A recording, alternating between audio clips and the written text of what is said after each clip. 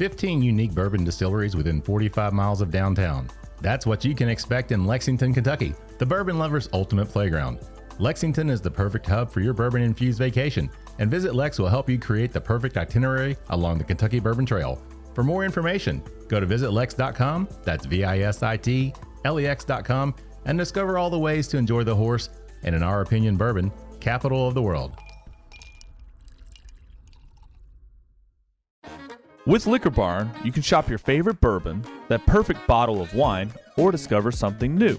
To place an order for pickup or delivery, download the Liquor Barn app, visit liquorbarn.com, or call your nearest Liquor Barn location. Follow us on social media and subscribe to our email list for all the latest news on products, promotions, and events. Liquor Barn, where Kentuckians go to celebrate life. Cheers!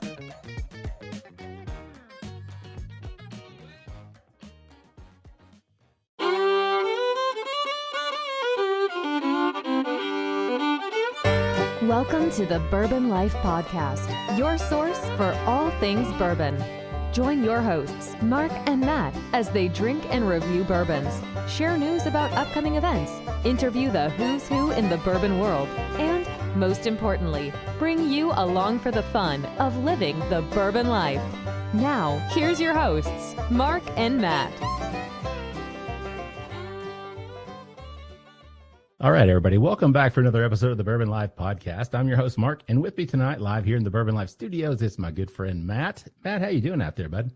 Hey, Mark. I'm doing so good. Do you want to know why I'm doing so great?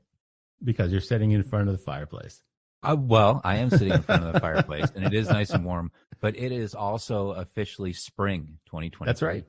That's right. And we started the morning out, 21 degrees today here in Lexington, Kentucky? A nice, balmy 21. Yeah. Welcome spring. Thank you. Thank you, Mother Nature. You're drunk. Please go back home. Hey, we made it, though. The sun came out.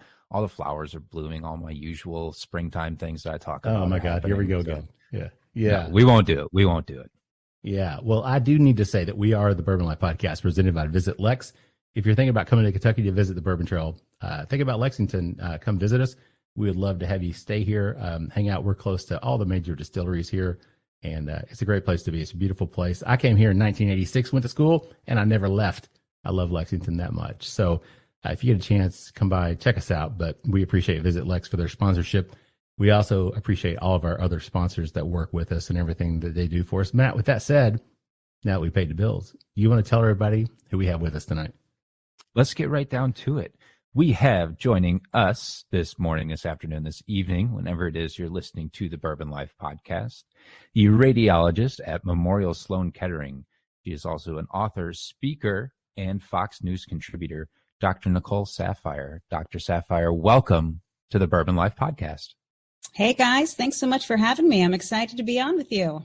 Yeah, I'm really excited about this show. I've been looking forward to doing this. And this one's a little bit outside of the norm for us. We usually have people in the bourbon industry, so this one's going to be a lot of fun. We're looking forward to it. I think Matt and I decided on these 3 pours that we decided to send to you to share with us, and we're extremely thankful that you decided to participate in our tasting with us. You think it's out of the norm for you. How many times do you think me as a doctor gets asked to, hey, let's just drink live together? Okay. But we are drinking responsibly. I just poured you little bottles, right? So you don't have to drink them all. You can have a little sip off of them and drink a little bit. So, but I do have to ask you before we get started here. Are you a bourbon drinker, or do you drink bourbon? Well, if I'm full disclosure here, I'm not a bourbon drinker, not because I have anything against it. It's just because I love Blanco tequila and champagne that much. And there are only so many days in a week where I can actually drink alcohol. So I stick with what I like. I am open. And I'm not sure you guys are aware of this, but there are actually some proven health benefits of drinking bourbon. Are you aware? No, we are not aware. Well, yeah, I mean, of course I'm aware of that. Dr. Saphier, of course I know these. I know these things, but we would love for you to share those health benefits with our. We're going to talk about a book that you wrote in the second session, and we can tie that in. I think that would be awesome if we can tie those health benefits of bourbon drinking. Love it. See, Matt. We're not only sharing the good news of bourbon with people around the globe, but we're also promoting a healthy lifestyle at the same time. I always thought that it was there were health benefits because it makes all my bad decisions seem really good at the time. That's certainly one of them. Yeah. Oh my gosh. Until the next morning. Until the next morning. Right. Exactly right. When you wake up, you're like, wait a second, I did what? Hold on a second. Yeah. Anyway, no, we don't do that. We drink responsibly here on the show. That's how we do things. So Matt, let's talk about, though, this one's kind of near and dear to your heart. And I thought this would be a perfect introductory bourbon for Dr. Saphier as well. But this was is it wrong for me to use the term gateway bourbon? Because this was kind of a gateway bourbon. This was really what got you into it. Is that right?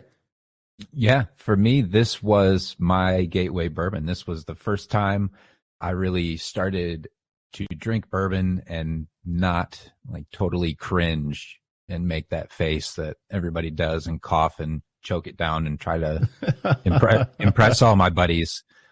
So this is Basil Hyden, which is 80 proof, so 40% alcohol by volume. The mash bill on it is 63% corn, 27% rye, and 10% malted barley. This is a very classic product from Jim Beam Distilling. And I remember the first time I bought a bottle, it was maybe $25 or so, and I freaked out because I had spent that much money on a bottle of alcohol. But this, again, this was kind of my entry and my intro into bourbon, and really what led to where we are now, I guess you could say, Mark. Yeah. So Matt, I'll ask you this because I always ask you what you pick up on the nose. I know you'd not really have a chance to nose it since you were doing that wonderful intro, but you're very familiar with this. This is one you've had for many, many years. So what is it about the Basil Hyden? What's the nose? What attracts you to this? What was it that made you think this is something I really enjoy? I think what I really enjoy about it, and now that I have enjoyed it a little bit more and enjoyed more types of bourbon as well and gotten to know the spirit a little bit better, what I really enjoy, especially looking back now, is how well this represents bourbon. It's got a really, really nice bourbony nose, lots of vanilla, lots of caramel. There's oak on there. There's some sweetness in there, like a sweet honey or a toasted syrup. But there's also a little bit of peppercorn, a little bit of the rye comes through. And at 80 proof, it certainly doesn't on the palate light one up as much as a lot of other stuff. But it brings a lot of really great stereotypical bourbon notes that one might smell on it. And just, it represents, I think it represents the category very well. And at a lower proof point, a nice approachability and a good price as well. Yeah, because I just bought this bottle today because I'd actually gone through a bottle that I had. I sent Dr. Saphier a sample, and I'd also been sampling a little myself. So I think it was $36, so that's a reasonable price. This is part of the Jim Beam. This is part of their small batch collection, the Bookers, the Bakers, the Knob Creek, plus this one. And this, of course, comes in at 80 proof. And, this might be, Dr. Saphier, just so you know, that bourbon legally cannot be bottled at less than 80 proof. So this one actually comes in at the bare minimum. So 80 proof is the lowest. It also has to be a minimum of 51% corn in the mash bill. This one has 63% corn. So it doesn't have a lot. A lot of bourbons generally are in that 72 to 78% range. So this one does have a little less corn, a little more rye that's added in. So it's a little bit spicier.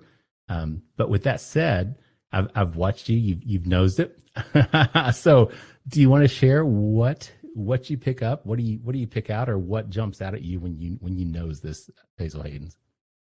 It's interesting. So I agree with a little bit what was already said, but when I first picked it up and put it to my nose, I had a hint of floral. So the initial smell to me was very florally, and I tend not to like florally alcohols, but then the deeper you inhale, the more woody it gets. So I actually could smell that oak, smell the cedar.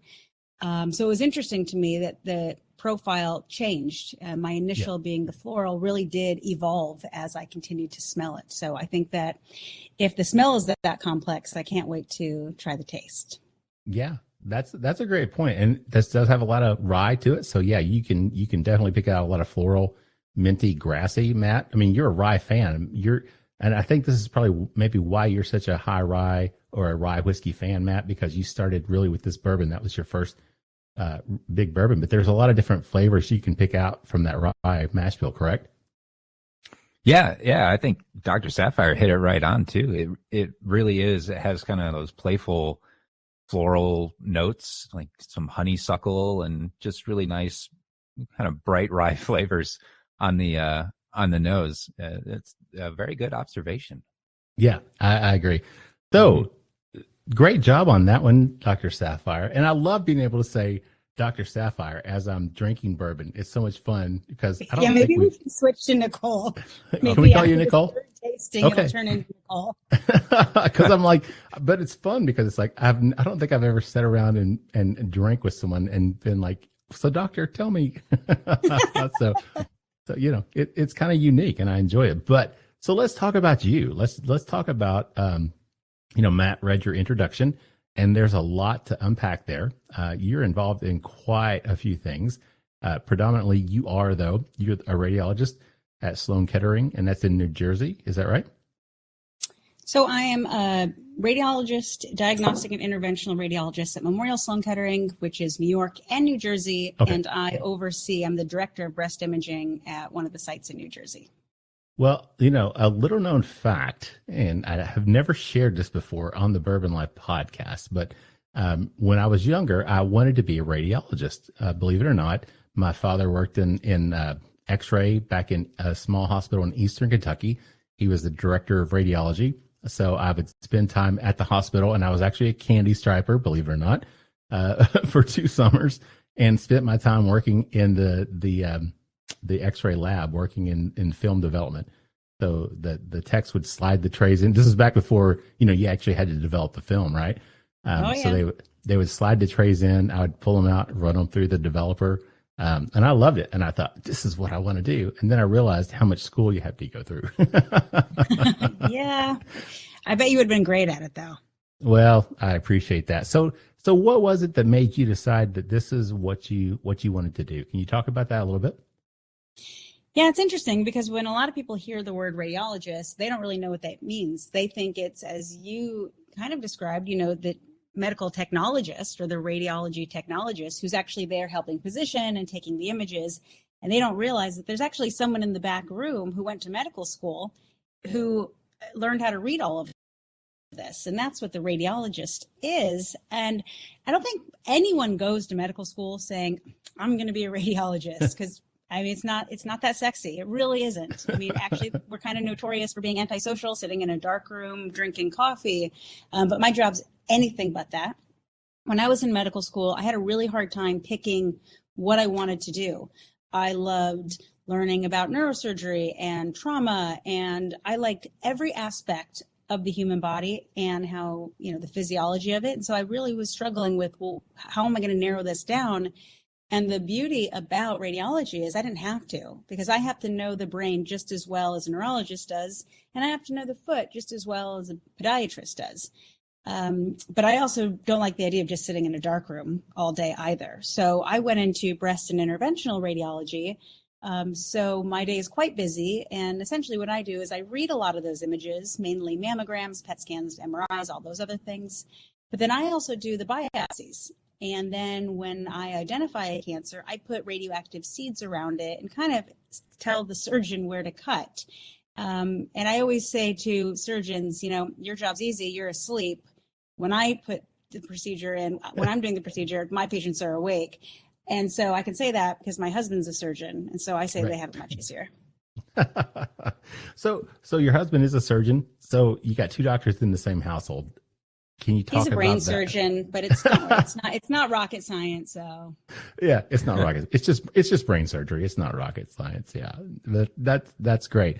Well, like I said, it was something I thought about, but after the schooling, I was like, no. But kudos to you, and specifically doing what you're doing. This is Women's History Month that we're celebrating as well. So a very important topic, women's health, obviously. So can you talk about some of the women maybe that had inspired you, that currently inspired you, who did inspire you to do what you do, to go into medicine? Was there someone there? When I was in college, anybody who's good at Google will find this out about me. I had a son when I was in high school. So I was a single mom when I was in college. And it's a little bit challenging, to say the least. But I had this one professor, my virology and immunology professor, who essentially told me, it doesn't matter how you get there. You're going to get there. You're going to be the doctor. You're going to be whatever you want to be. Your path just may be a little bit different than other people. And she actually showed me alternate routes to kind of get to my goal. I was so steadfast on, you have to go from point A to point B. And if I skip a B, it's going to be a problem. And she was the one who really told me, well, that's not true. And knowing you, meaning me, the person I am, she's like, you'll get there. You're just going a different route. And that really stuck with me. And I kind of kept her in my mind the whole time I was going on. And, as I progressed, I kept little pieces of people with me. But I will say that my biggest inspiration, honestly, has been my Italian grandmother who, when I was applying to medical school, I had gotten into a DO school, Doctor of Osteopathic Medicine. And she had said to me, she's like, that's great. Is that still kind of like a doctor? Of course, my little old lady Italian grandmother, but had I gone to the DO school I was planning on going to, I don't think my path would have been the same. And I'm very happy with where I went, got my MD, and just having her in the back of my mind kind of kept pushing me. And unfortunately, when I was in medical school, she was diagnosed and ultimately died from breast cancer. Oh, which is where I am today. Because she was that traditional Italian woman. She didn't want to go to the doctor, especially for something as it pertained to her breast, something so intimate. And so my entire mantra throughout my profession has now been early detection, which is why I've helped pass laws in various states and even worked on some of the federal legislation. And that's what I tell everyone, that early detection can save lives. And that's what I dedicate my profession to. Well, that's great. In the bourbon industry, it's kind of weird because there are so many females, there are so many women that are now in the industry, and they're doing so many different roles. And also bourbon drinkers, even though you're not necessarily part of that clan just yet. It is. There's a large population of female bourbon drinkers and females in the industry. So obviously health is a top priority, and that's great that you do that. So hopefully someone listening to this show will be inspired by what you just said to take care of themselves and to, get things checked out, right? So absolutely. All right, Matt, let's jump back over to the whiskey here and let's talk about the palate. Look at him as he goes in for another sip there. You could do this blindfold. I wouldn't even have to give you a pour, Matt. You could tell me your nosing notes, you could tell me your tasting notes and your palate, and finish without even tasting it. But go ahead. What do you get? You make me sound like quite the lush here. No. It's one of your favorites. It's one of, right? So it is. It's again, just a really nice, I don't like to use the word smooth, but to me, it drinks that way. It's got a nice front palate of caramel, a little bit of the oak comes through. There's a touch of like the sweetness of the corn from the mash bill as well. Then it transitions to some spice from the rye, a little peppercorn, a little bit of like rye cracker, a little rye bread note.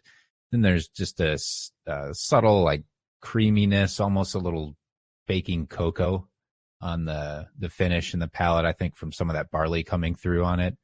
Okay. And certainly doesn't burn, just it leaves a nice flavor, nice aroma in the mouth the entire way. Just a really nice bourbon, in my opinion.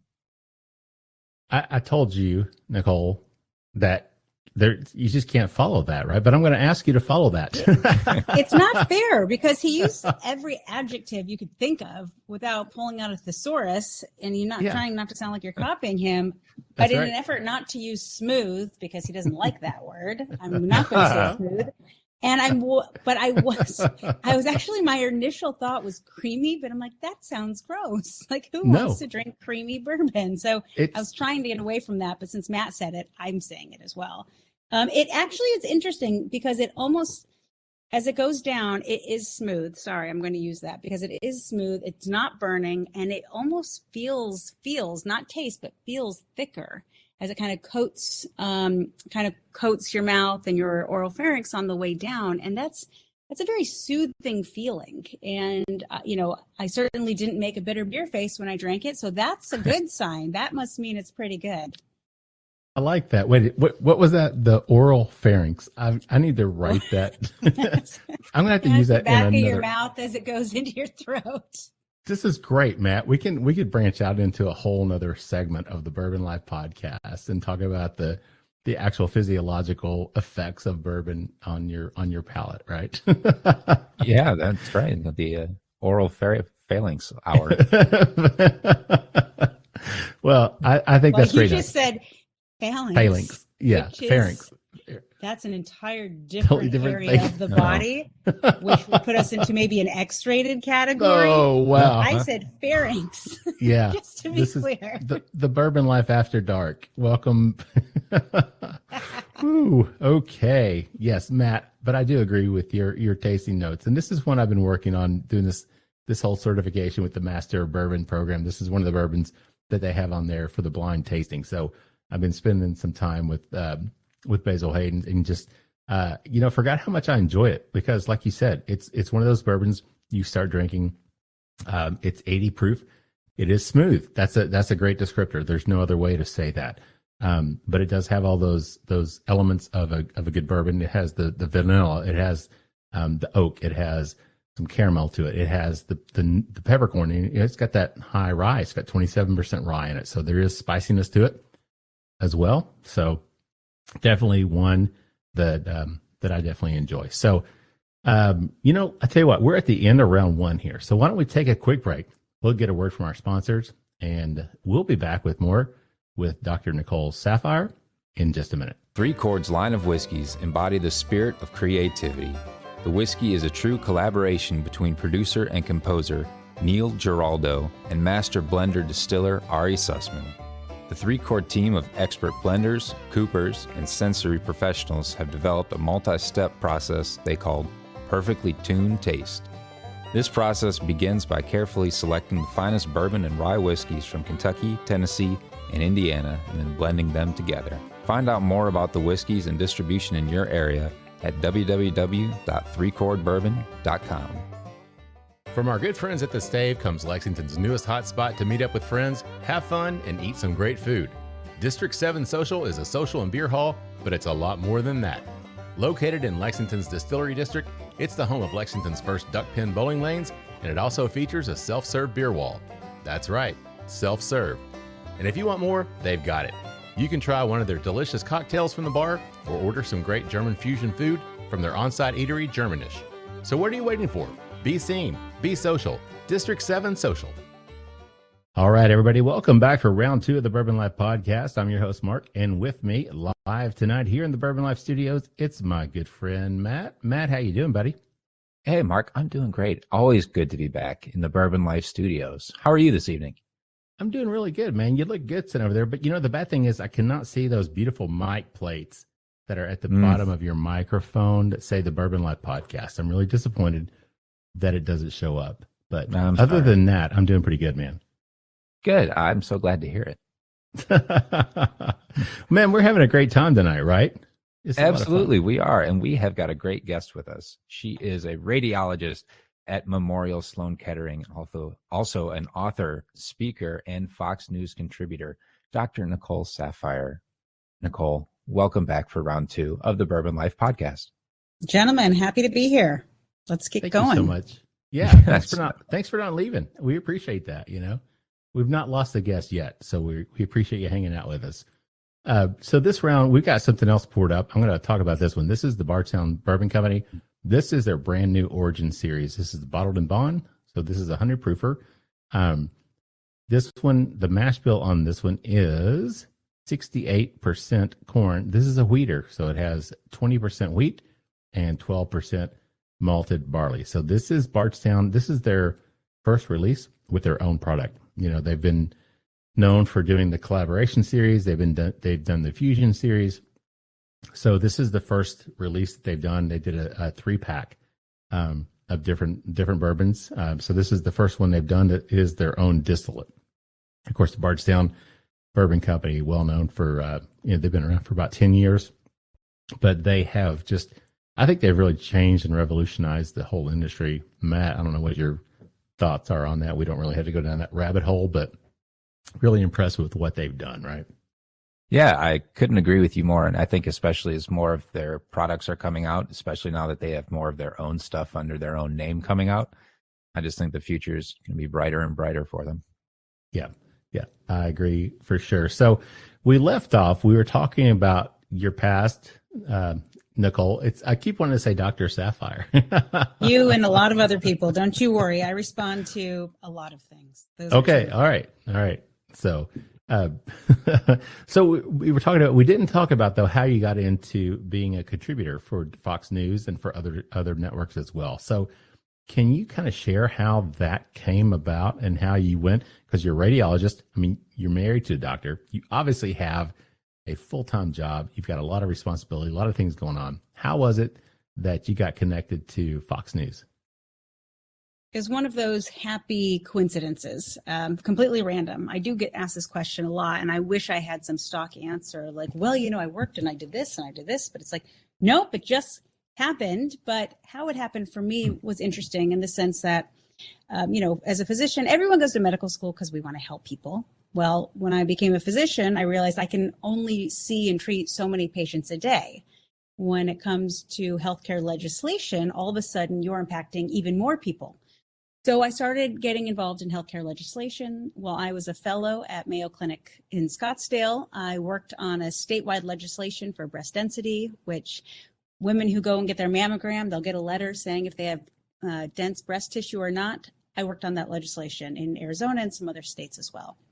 And I was at a social event after I moved here in New Jersey, also worked on the breast density legislation in New Jersey. And I was at a social event. It was a derby party, to be exact. And go Derby. Someone asked about the Affordable Care Act, what my opinion was. And I'm rather opinionated if people haven't picked up on that yet. And I'm like, well, let me tell you why the Affordable Care Act sucks. And I just went off. And there was someone who worked at Fox was among the audience who was listening to my rant about the Affordable Care Act. And the next day I got a call from Fox and Friends, asked if I wanted to come on, talk about the Affordable Care Act. And I did.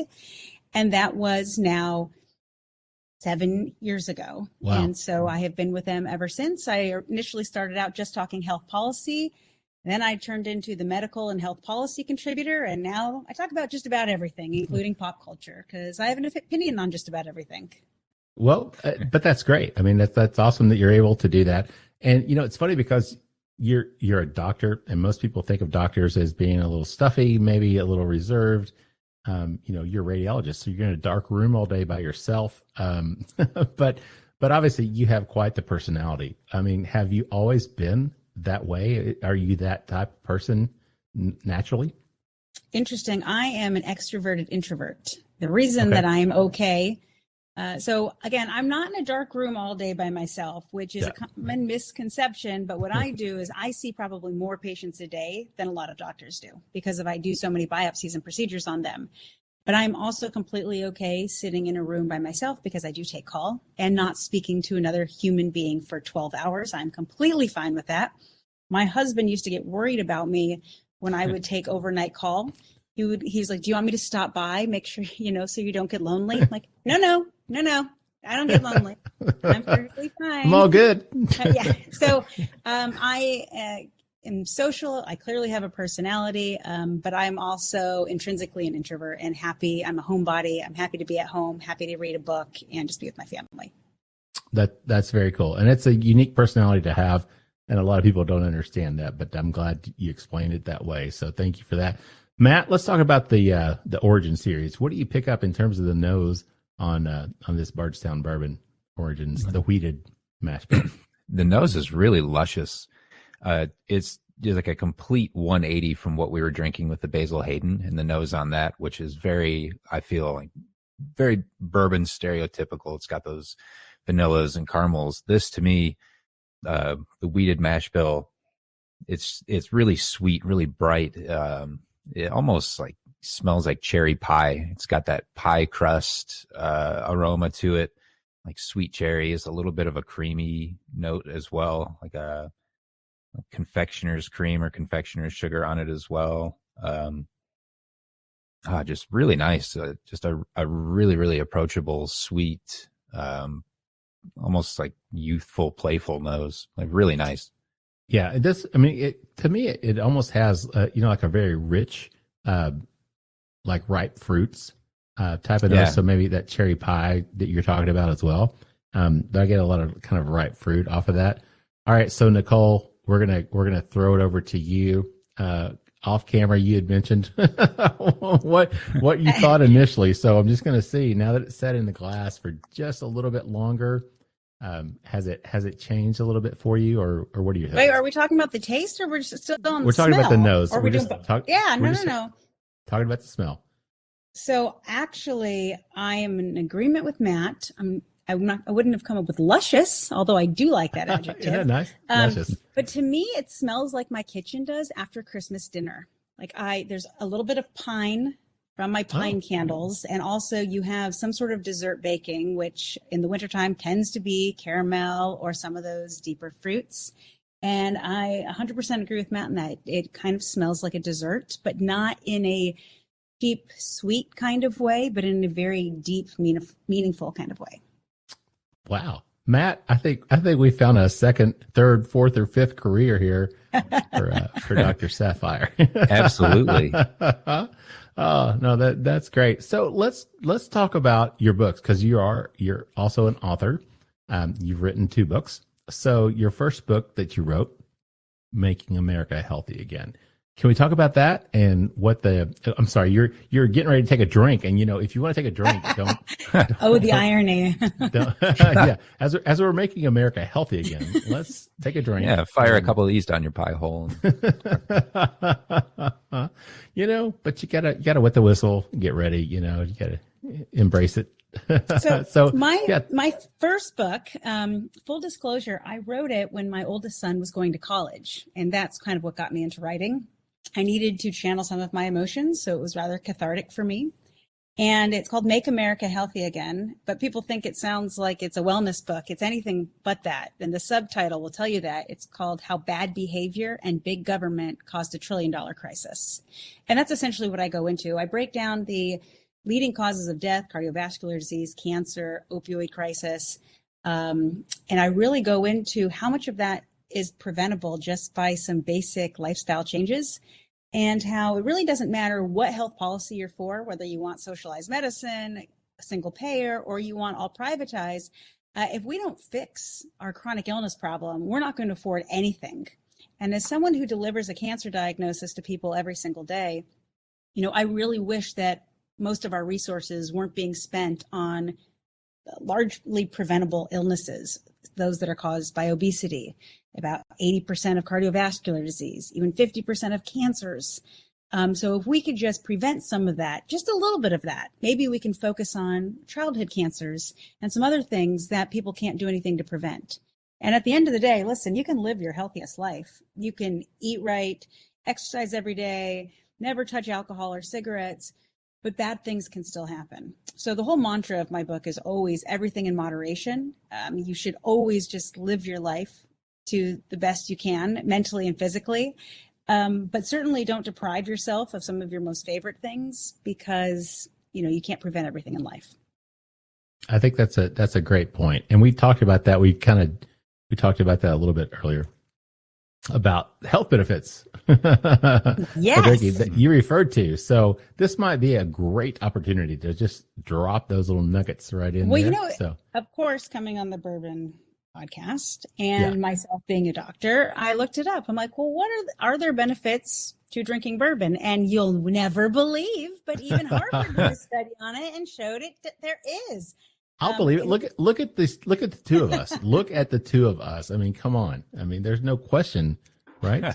Well, obviously they show that there's a reduction in stress, which as someone who, I do drink alcohol. I love a good glass of champagne. Friday evening, I certainly treat myself to a glass of champagne just about every Friday after a long week. And it's not soothing because that makes me sound like an alcoholic, but it is something I look forward to, and it is relaxing. And bourbon has also shown to have relaxing benefits as well. We know that with red wine and some other things. The study by Harvard that I referenced showed that there's actually a 30% reduction in type 2 diabetes in people who drink bourbon. Now, if I get into the weeds of that study, certainly isn't bourbons preventing diabetes. It may have some lifestyle factors to it. But it does show that people who, sip bourbon as opposed to drinking a ton of beer or some of the other alcohols, they have a less chance of diabetes and high cholesterol and some of the other stuff. So if you like sipping on bourbon, by all means. Yeah. And it's funny because as I've gotten older, my tastes have changed. I used to be a beer drinker and enjoyed it. And I still enjoy a good beer every once in a while. But as I've gotten older, it just, to me, like you said, at the end of the day, and I probably would imbibe maybe a little more frequently, possibly than you do, Nicole. But with that said, I still do it responsibly. But yes, it is relaxing. But, there has been a shift to bourbon, rye whiskey, but I enjoy tequila, which you mentioned as well. Well, wait, do you know why I like tequila? I do not. Yes. What? So let's hear. This is not the tequila podcast, but no, quickly, it's not. But that's okay. I love tequila. So I have an autoimmune disease, and with treatment, I also needed to decrease the inflammation in my diet. And because I love champagne, that's high in sugar, and the sugar causes increased inflammation. So that's why champagne's now my treat, but a Blanco tequila is my drink of choice. Because when you drink a very pure tequila, we don't actually have the enzymes that break down most of the sugars in tequila. So not only is it low calorie like a vodka, but it doesn't cause the sugar boost that other alcohols do as well. So I switched to tequila. I don't necessarily love all tequilas. There's a very select few, but that's just a little side note on why I like tequila. That's really cool though, because I was diagnosed with rheumatoid arthritis about 7 years ago, and actually underwent some treatment at the Cleveland Clinic and did functional medicine with Dr. Mark Hyman's group there. And after about 3 years, was actually able to put myself into remission without any additional medication. So I was amazing. I was on methotrexate for a while and had some severe issues with that, and then switched over to Humira and decided that was not something I wanted to be on for the rest of my life. So started doing a lot of more research. My wife is she's my internet doctor. I should get her on here, right? So, but yes, so I understand. I mean, and that's a good point. And I think that's another reason probably for beer for me, because I can tell if I drink 2 or 3 beers, then I can still feel that in my joints, or I can still feel achy or feel maybe even a flare coming on, versus for me, bourbon I don't have that effect. So that's interesting. We all just find ways so we can continue drinking regardless of what happens to our body. That's right. Bottom line. That's really what it is. A new way to reinvent the wheel every chance you get. Right? It's just a good excuse. So let's talk about some drinking some more, Matt. Let's go back and talk some more about this Origin Series from Bardstown Bourbon. What are you picking up in terms of the palate and the finish on this one? The palate on this, I pick up like a nice note of wheat toast. It's like that wheatiness, the bread, that nice toasted flavor. Then it's got a sweetness that I can only kind of describe as like funnel cake, like a really nice funnel cake sweetness. And then there's dried fruit. I get dried cherry, some sweet plum on the end of it. So kind of like some stone fruit and some red juicy fruits on there as well. But nice oily, oaky finish. Just really, really good. It's done really well. Yeah. So Nicole, Yes. let's jump over to you. What did you pick up in terms of the palate on this? What did you taste on this one? Very different than the Basil Hyden. It tasted much more lighter in the sense that I said the other one was heavier, felt thicker. This was much lighter. It seemed more acidic. And it was interesting because I tasted it in a different area of my mouth than the other one. The other one, I kind of tasted all the way down. This one was very forward in the taste, like on the tip of my tongue, the roof of my mouth. And the taste didn't last as long as the other one did for me. I didn't taste certainly didn't taste a funnel cake. But, I got some hints of some fruits, but this one for me, it seemed a little bit more, woody, oak, cedar forward. Okay. Yeah, very good. Matt, I did not pick up the wheat, the toast, like you said. But for me, I did get that. No, and I'm not saying that you're wrong. Matt's never wrong. It's just that I have failed to Matt's pick up usually wrong. But no, the cherry, I think that's a great, that dried cherry, dried fruit. I picked that up as well. And again, for their first release, I mean, I think this is a home run for Bardstown Bourbon. I think they've really, really done a great job on this one. So I'm really excited to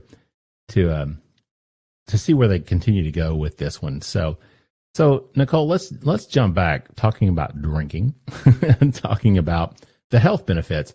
Recently on social media, because I'm on Instagram quite a bit, sharing things with the Bourbon Life, but there's been a push over the last month or so from a lot of influencers about drinking responsibly, doing videos about, hey, you know what? We have fun. We do what we do. We take pictures, we drink, but at the same time, we all want to drink responsibly. So can you kind of give a perspective from the medical aspect of that? What drinking responsibly, what that looks like or what that means? Can you do that?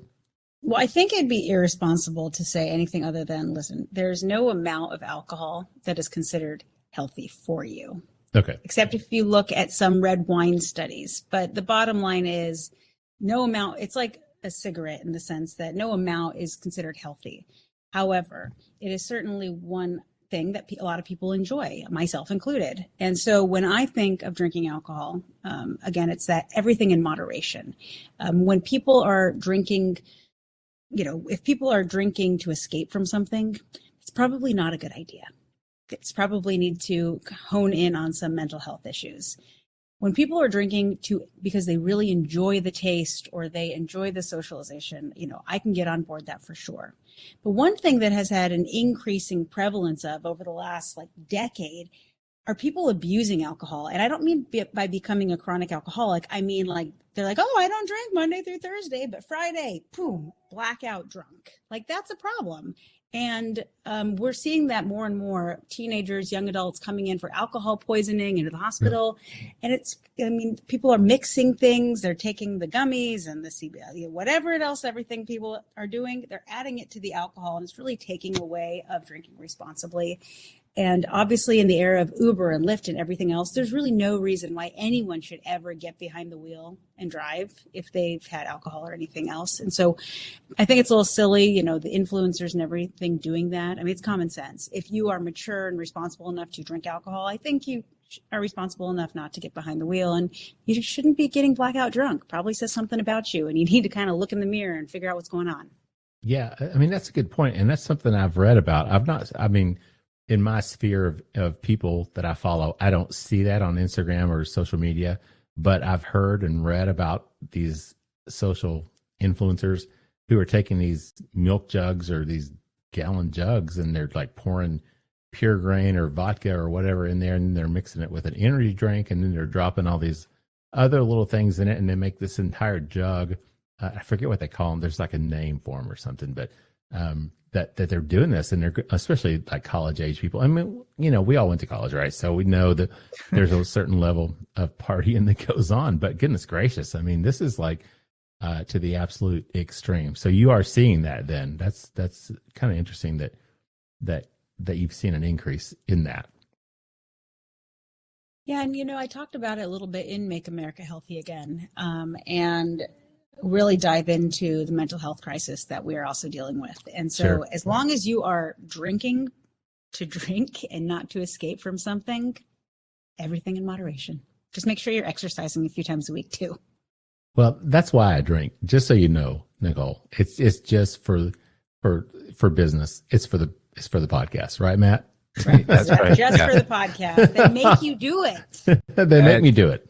I force them every week. Well, I tell you what, we are at the end of round 2. So I tell you, let's take a quick break. Let's get a word from our sponsors, and we'll be back with more with Dr. Nicole Saphier in just a minute. The Stave Restaurant is a bourbon lover's paradise right here in the heart of bourbon country. Located at 5711 McCracken Pike in Millville, Kentucky, between Castle and Key and Woodford Reserve, Chef Kyle Klatka prepares amazing food each day that features an elevated Kentucky-inspired cuisine. With a full-service bar, great bourbon flights, and signature cocktails, the Stave is the perfect place to catch up with friends after a fun-filled day of touring the local distilleries. Be sure to check them out online at thestavekentucky.com or at Instagram and Facebook at The Stave Kentucky. All right, everybody, welcome back for the third and final round of the Bourbon Life Podcast. I'm your host, Mark, and with me tonight live here in the Bourbon Life studios, it's my good friend, Matt. Matt, how you doing, man? Hey, Mark, I'm doing really great out here. How are you inside the control center there?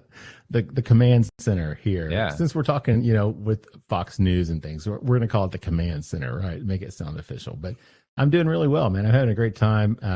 This show is I don't know. It's a lot of fun. I'm really enjoying what we're doing here and have a great time. And we've got something great poured up for this third and final round. But before we get to that, I guess I should tell everybody we are the Bourbon Life Podcast presented by VisitLEX. We appreciate their sponsorship and their support. We appreciate all of our sponsors, of course. And then with that said, Matt, why don't you tell everybody again who we have with us as a guest? Absolutely.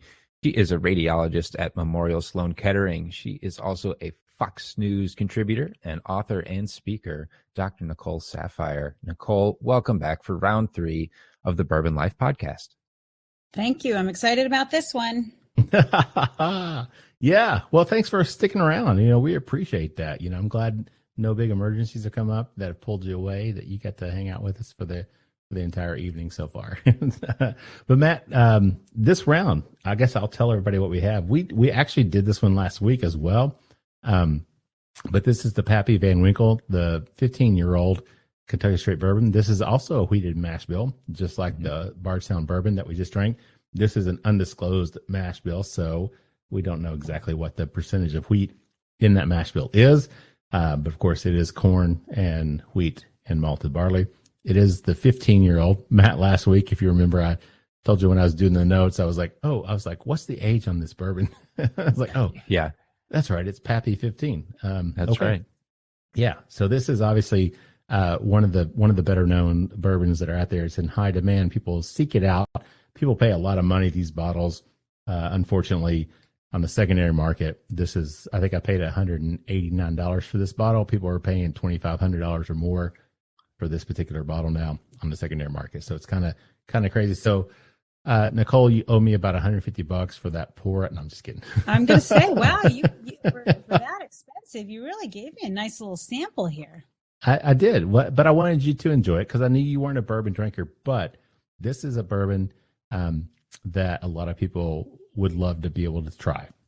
And it's 107 proof. So I will tell you, this one jumps up 7 more proof points. So we kind of graduated, right? We started at 80, we went to 100, and now we're at 107. Mm-hmm. So you've nosed it a little bit. So I'm going to easing me into it. I'm going to throw a little wrench in the gears because I usually throw it over to Matt to ask him what his impression is. I know. Yeah.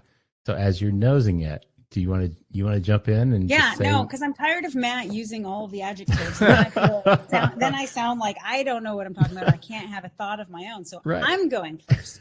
It's everything you've already written down, and Matt says it, and then you can't use it after you've already written it down. I like this one. I love the smell of this. To me, it's very fruit forward, not in a light, airy fruit, but more, again, of those deeper fruits, kind of the deep cherries, maybe even, currants and maybe stewed raspberries. I don't smell a lot of the wood that I smelled in the last one. But no, just a very deep, smooth, mellow scent. It doesn't singe the nostrils. So that's always a good thing when I'm sipping or I'm smelling some bourbon. So I'm interested to taste it. I have yet to taste it. All right. Matt, how'd she do? I think she did great. So what do you think? Absolutely. I couldn't agree with you more. I think for me, the nose on this is just really, really nice, really like a luxurious kind of nose. There's a little bit of leather, I pick up a little bit of some oak right on it, but there's nice red wine fruits come through. I love that you said currant. That's one of my favorite aromas to pick up. I knew and you'd one love of it. my favorite flavors. I saw his face light up as soon as you Right. said currant. Oh my God. Yeah. Yeah, you nailed it. And when you said that, I was like, oh my God, Matt is just like, Yeah, currant is one of my favorite notes to pick up on a bourbon or a rye. I think there's also a little bit of orchard fruit. I pick up just like a touch of like some crisp red apple, maybe Red kind apple? of on the Yeah. nose. It just kind of like on the end that sort of wakes it up a little bit as well. But just really nice, well-balanced nose, just really luxurious. So I think what's going to happen here is going to be the Matt and Nicole Bourbon Life show, and you guys are going to start reviewing and tasting bourbons, and Mark will just be like the program, the editor. I'll just do all the mixing and whatnot behind the scenes, and you guys can be the face of the Bourbon Life. I don't know. I mean, I don't know if I make the cut. I'm trying. Oh gosh. So let's talk about, we talked about your first book. So you got the panic attack that came out. So let's jump back and talk about that. Can you share with our listeners what the premise of that book is, and what you had hoped to accomplish by writing that book? So Panic Attack kind of just happened during COVID. It's called Panic Attack, Playing Politics with Science in the Fight Against COVID-19. And it was about the end of summer 2020 that I said, I need to write about what's going on, because we were blowing it. If you didn't pick up on it, we didn't do a very good job with this pandemic. I really go into, I start off talking about, well, what happened? And I talk about, from the origins to the World Health Organization, to the CDC, to the lockdowns, to the masks, to the vaccines, to kind of just everything. And I really break it down from an objective standpoint. It's not necessarily my opinion. It's like, these are the facts. And, it's kind of hard to write about something as it's unfolding. That's a little tricky for sure. But everything that I wrote at the end of 2020 all turned out to be true. Here we are, 2023, which for me, I was like, whew, okay, good. Got it right. But it's also disheartening too, because the fact that I saw that things were going wrong way back then, it's really upsetting that our officials, those who are tasked with our country, if they picked up on it, why didn't they do anything about it? And that's the big question I have. Yeah. And that makes sense. I mean, the book's about I can't say the word politicization. The politicization of science. Yeah. Which I think, it occurred, and it wasn't just from one side. I mean, it's both sides. Everybody's kind of cherry picking facts and whatnot that came out and using them to say, well, this side's wrong, that side's wrong. This is what we need to be doing, et cetera, et cetera. One thing that kind of stood out to me, just as an observer, I mean, I've had COVID twice. I had the Delta variant, and it was very difficult. It was a 17-day ordeal. Fortunately, I managed to stay out of the hospital. And then I had the Omicron variant as well, which was much, much more subdued, more like just a cold. But the one thing I noticed at the very beginning, and I was panicked, and I'm not a panic kind of guy. I don't get scared. I don't get worried about most things. I kind of just go with the flow. But there was a lot of information coming out. And I remember that I thought, oh my God, I've got to find masks. I've got to find N95 masks, because I'm not going to be able to live if I don't find these masks. And I drove all over town here in Lexington, and even drove an hour west to Louisville to search for these masks. And I finally found 3 boxes of N95 masks that I purchased. And I thought, okay, I've got this. And then I went online and I bought all this, survivalist food, because I thought, oh my God, the whole networks, everything's going to shut down, whatever. And the one thing I remember though about that time period was the fact that we were being told at that point, well, you don't have to worry about masks. Don't worry about masks. It's not that important. It's not really going to do anything to help you. So I was like, well, wait a second. Okay. I bought these masks. I don't really need them. And then just like 3 months later, it was like, wait a second, everybody needs to wear a mask because it's going to save your life. So I wasn't quite sure. And that was at the very outset of the whole pandemic. So that really confused me. and made me question a lot of the data and information that was coming out. I mean, was that what you were seeing from the medical side of things? I mean, what can you talk about it from your perspective? Well, the reason it was called panic attack is because they caused a panic attack in the way that they handled things, the back and forth. And so one of the things I really break down in the book is, you have one side saying masks work, another side saying masks don't work. So it's like, so which is it? And it's like, well, you kind of are both right. And until we can get away from this polarization and these extremes and just really understand that you can argue both sides of it, we're not really able to move forward. It does not make sense for an entire population to wear a mask going out into public and doing all these other things. Because as you see, like you have to, if you go to a Broadway play here in New York, you would have to wear a mask unless you're eating. So then you take off your mask and then you eat and then you put your mask back on.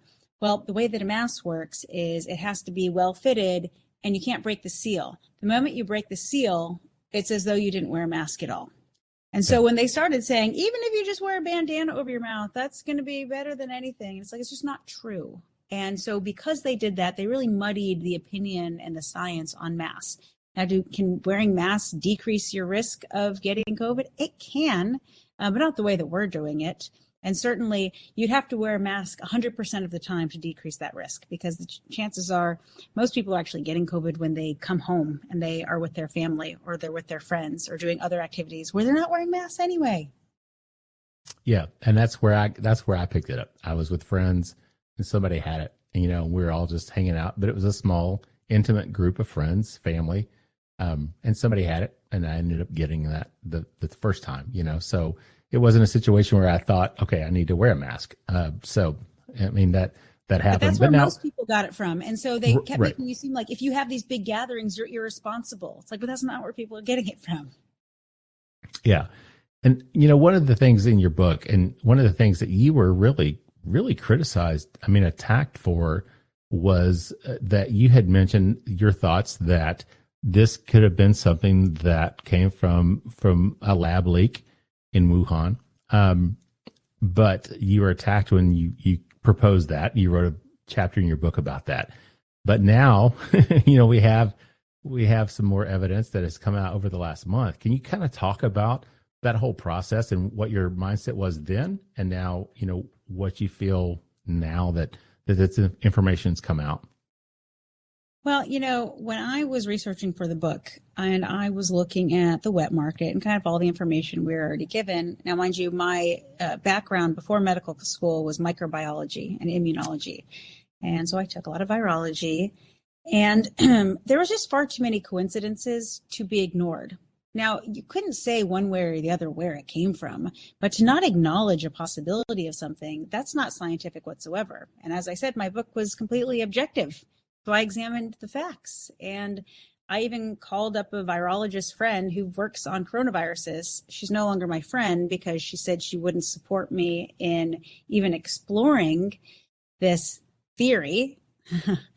But, there were just some things about the virus that the virus just hopped to humans and then went human to human way too fast, very different than anything we've ever seen occur in nature.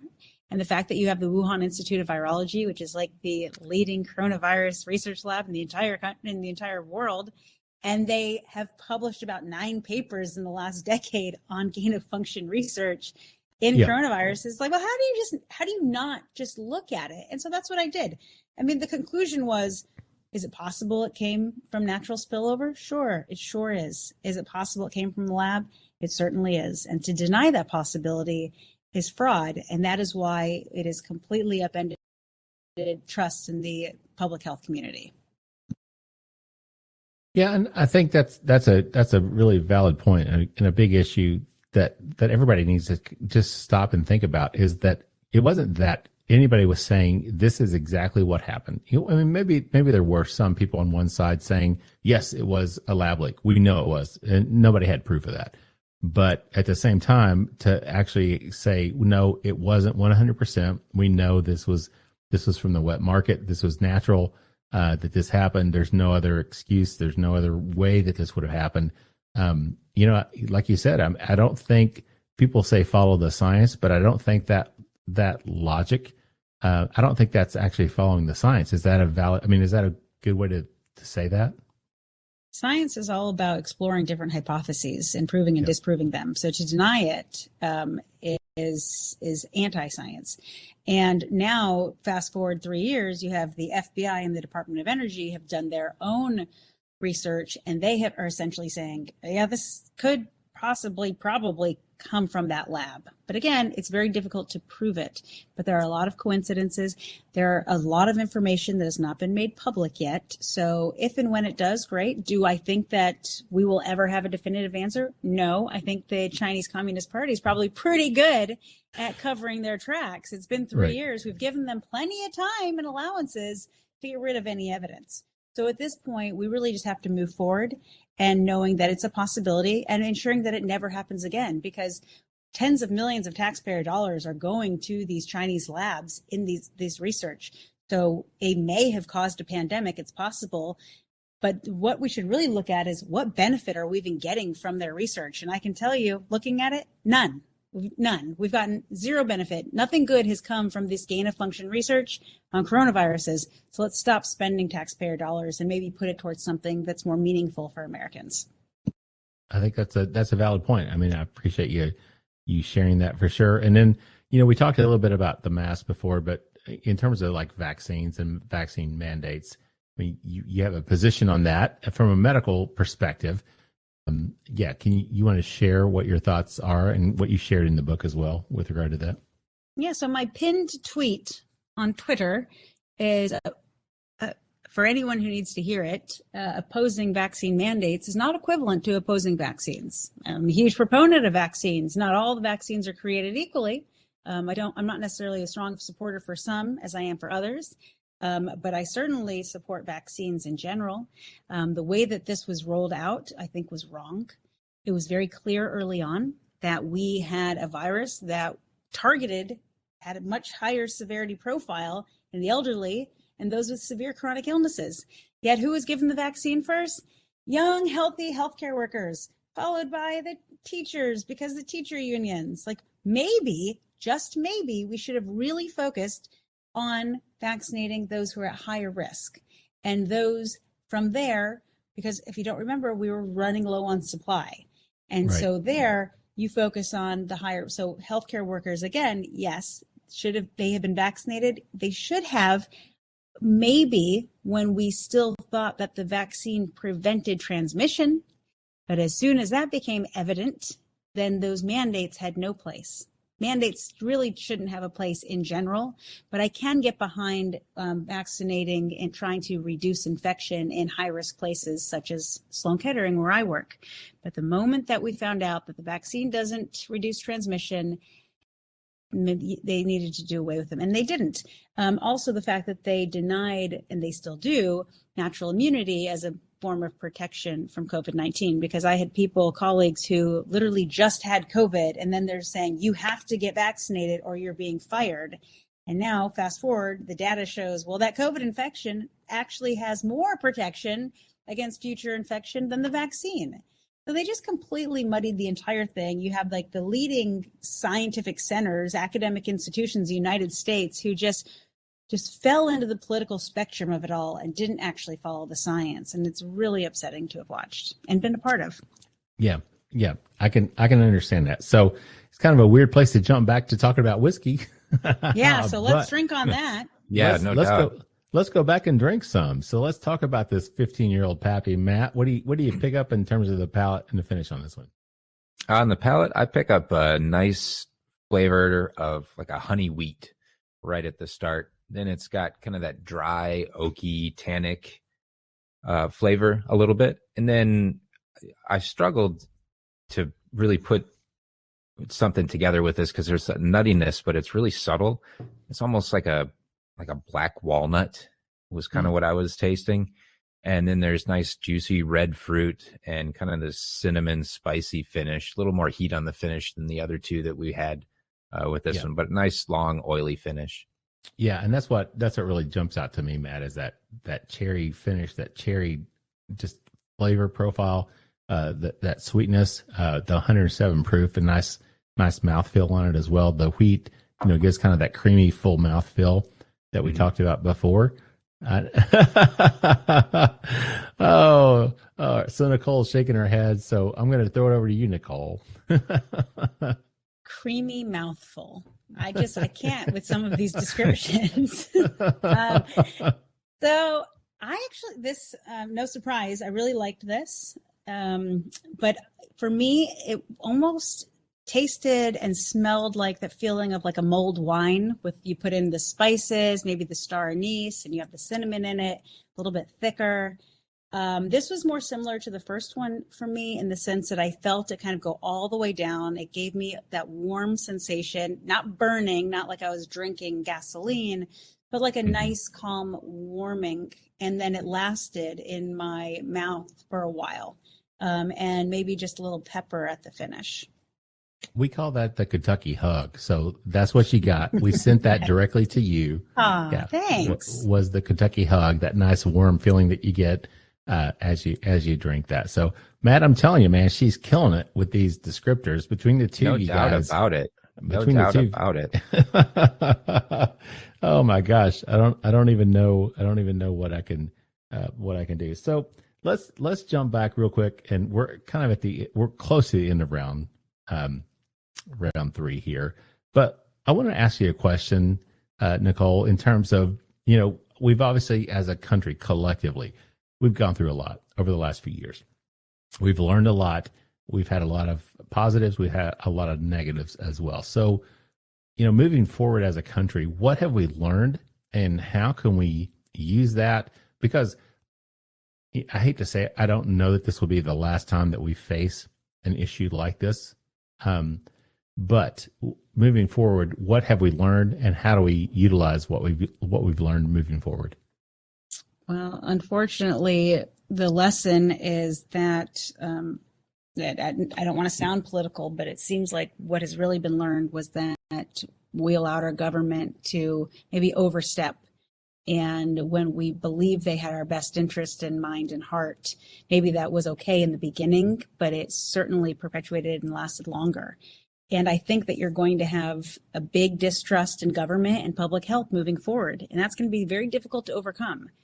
And we certainly will have more public health emergencies in our lifetime, maybe not as big of a pandemic as this one, but we will have them. And so what we need to do is restructure our thinking.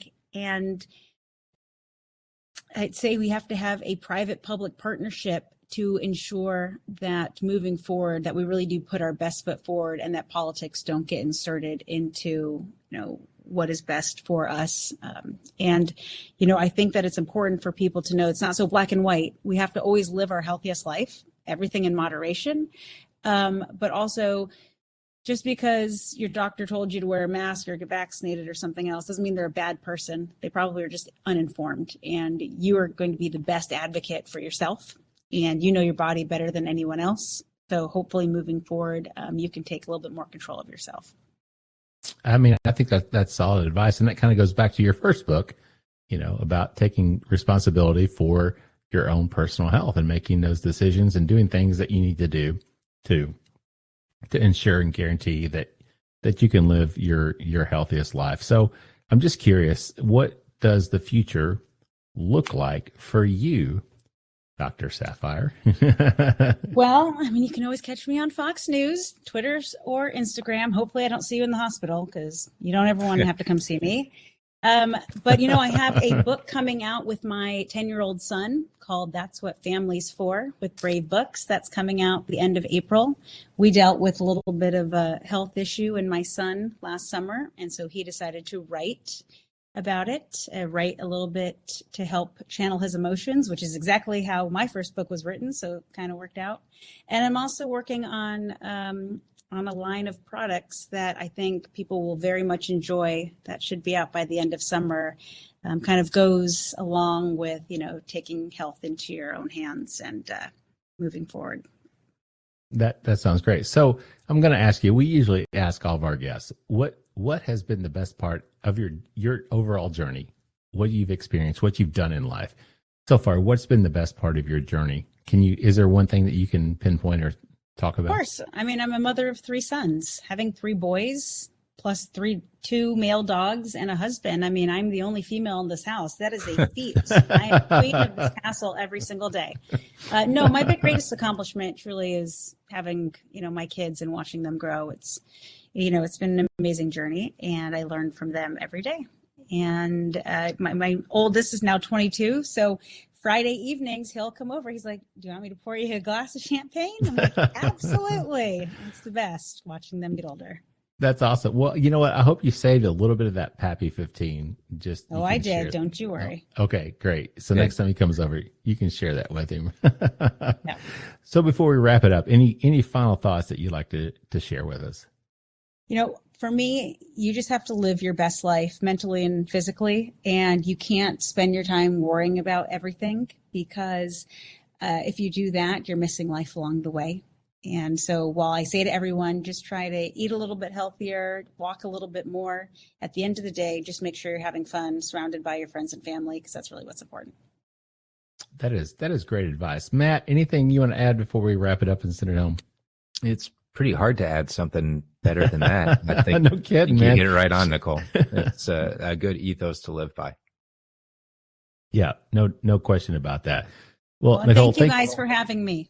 Yes, and thank you so much for joining us tonight. We've really appreciated that, and thank you so much for being willing to allow us to send you some samples and tasting along and expressing what you were picking up. That was a lot of fun. I mean, really enjoyed you being able to participate and do that with us. And we appreciate, I mentioned when I wrote to you about being on the show, I talked about bourbon being America's native spirit, and it is. It's America's only native spirit. But at the same time, I like to think of what you do. You express yourself, you have an opinion, you share that. And to me, that really kind of expresses what America's native spirit is as well. The ability to share your thoughts and to express yourself and speak about what you feel is right. And I think if we could all sit down maybe over a glass of bourbon with people, maybe we could all understand that and share that same sentiment.